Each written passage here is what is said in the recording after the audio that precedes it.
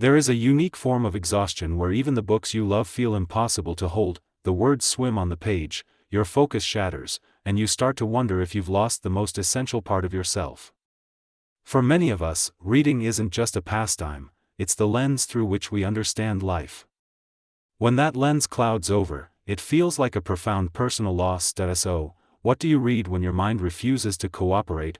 The first step is to understand what's actually happening. Burnout isn't just being tired, it's a deep state of emotional and physical depletion from prolonged stress. It drains your joy, saps your motivation, and makes even simple tasks feel monumental. Your brain, in this state, simply doesn't have the capacity for the books that once nourished it, but the right kind of book can be a gentle guide back to yourself. I've identified 4 distinct categories of books that can help you rekindle that spark, and I'll share specific examples for each. A weary mind needs a different kind of nourishment. Our first category is about gentle re-entry. Think of these texts as literary broth for a tired soul. When you're depleted, the idea of tackling a dense novel is overwhelming. These works are short, accessible, and designed to inspire serenity and self-compassion. We're talking about short story collections, essays, and poetry. They offer complete experiences in small, manageable doses. For poetry, I often turn to the works of Rainer Maria Rilke. There's a profound gentleness in his words, a philosophical depth that handles the reader with immense care. He writes of love, death, and finding your way in a chaotic world. One of his most resonant lines is, "Let everything happen to you, beauty and terror. Just keep going. No feeling is final." Another powerful voice is Audre Lorde. Whether in her poetry or essays, her presence feels immediate, as if she's right there in the room with you. Her writing possesses a fierce, quiet confidence that is both grounding and empowering. For short stories, the surreal and poignant worlds of Jorge Luis Borges offer a fascinating escape. You don't need to analyze them deeply to feel enriched. Their mythical quality transcends the need for intense mental effort. The second category is nostalgia. These are your literary comfort food, the equivalent of a warm blanket and a hot drink. This is deeply personal. For some, it's a childhood favorite like The Secret Garden or The Hobbit. For others, comfort is found later in life. My own nostalgic anchors are classics like David Copperfield by Charles Dickens or the gripping romances of Daphne du Maurier. However, I must be honest, when burnout is severe, it can be difficult to even recall what brings you comfort. The memory of joy feels out of reach.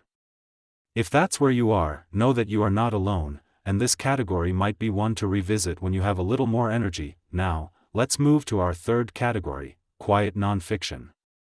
This is a deliberate step away from any book that shouts about productivity or self-improvement. Those books can sometimes make you feel worse, as if you're broken and need fixing. Quiet nonfiction reminds you that wonder exists without demanding you chase it. It's about art, nature, and thought. A brilliant, if challenging, example is The Orphic Voice by Elizabeth Sewell. It's a work of eccentric scholarship that explores the link between poetry and biology, suggesting that poetic thinking is a fundamental way of understanding the natural world. A more accessible option is Sarah Bakewell's How to Live, a biography of Montaigne that explores his timeless question through the lenses of Stoicism and skepticism.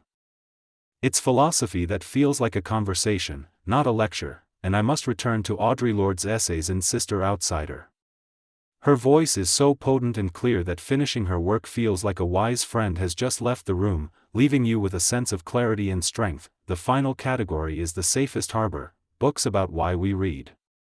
These texts reignite your fundamental passion for literature itself.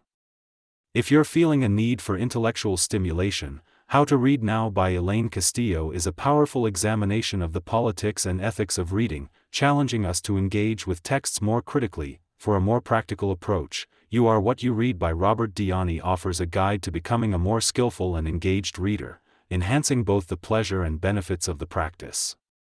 If you're drawn to the classics, Italo Calvino's Why Read the Classics?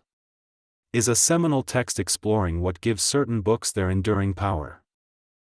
And for a fragmented, essayistic style, Alberto Mangual's A Reader on Reading is a beautiful collection that explores how books become repositories of our personal memories and how we exist in a symbiotic relationship with the texts we consume. So, where do you begin? Start by listening to your exhaustion without judgment. Your mind isn't broken, it's asking for a different kind of care. Pick up a book that feels like an invitation, not a demand.